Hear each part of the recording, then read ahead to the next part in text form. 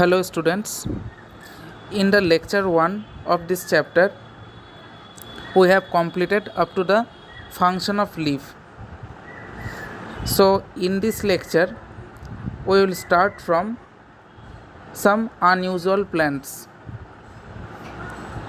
Most of the plants that we see around us are the green plant and they are able to synthesize their own food by the process of photosynthesis. But there are several other plants also that do not bear chlorophyll, so they cannot synthesize their own food by photosynthesis. These plants evolve different mechanism to get nutrition from the environment. So in this lecture we will discuss about those type of plants. Some non-green plants like fungi or molds, they do not possess chlorophyll, so they depend for their food on the dead organic material of plant and animals. So this type of plants grow in the dead organic material or any organic materials. Then they secrete digestive enzymes, and these digestive enzymes degrade or convert these organic molecules into simplified form, and then these simplified forms are absorbed by them, from which they get their nutrition.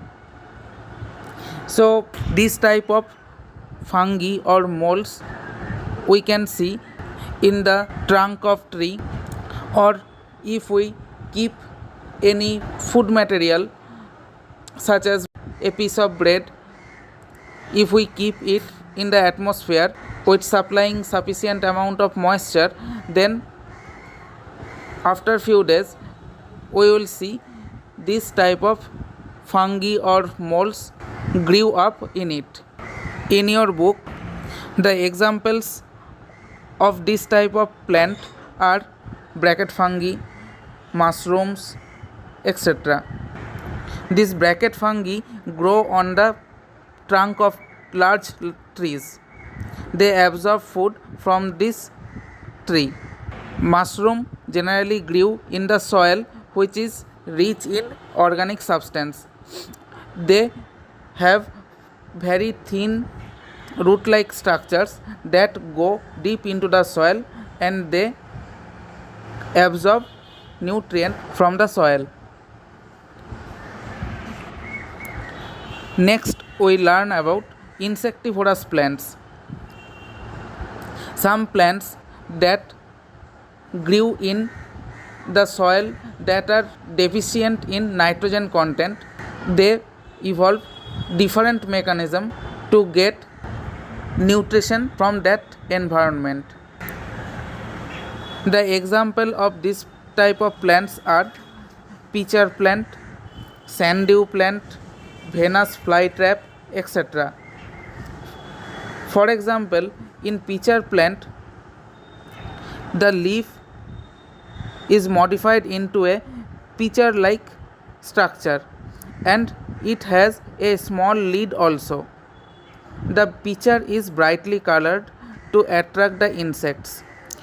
When insect enters the pitcher, it slips and fall into the sticky substance present in the pitcher. This traps the insect inside, and then the plant secretes digestive juice inside the pitcher. As a result, the insect is digested and then the plant get nutrition from it. So ultimately, from the previous day and today's lecture, we learned that plants can synthesize their food, and in this food they actually traps the solar energy present in the sunlight which comes from the sun. and animals take this food produced by the plant. So ultimately all the living organisms depends on solar energy, either directly or indirectly. In this manner, the energy of the sun flows to the plants and then to the animals and human beings. So we can say that plants and animals are so much dependent on each other regarding food and shelter. Plant provides food to the animals. They also gives oxygen which is taken by the animals for their breathing. Animals breathe out carbon dioxide that is taken up by the plant during photosynthesis. Plant also needs animals for many other things such as pollination, seed dispersal, etc. That means animals helps in the reproduction process of the plant. Thus, the plants and animals are strongly interdependent to each other for their survival.